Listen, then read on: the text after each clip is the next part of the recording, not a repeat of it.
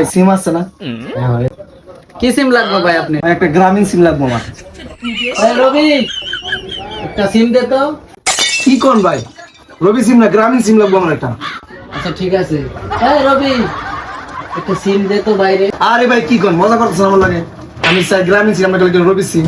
হ্যাঁ কি লিখছেন? মজা করেন নাকি আমার লাগে? বুঝতেছি না আমি। হ্যাঁ আরে ভাই, আমি তো আপনার এই রবি সিমের কথা বলি না। রবি হলো গিয়ে আমার দোকানের কর্মচারীর নাম। আরে ভাই, আমার আগে কইবেন না নে। আপনি শুধু শুধু আরে দিতেছেন আপনি।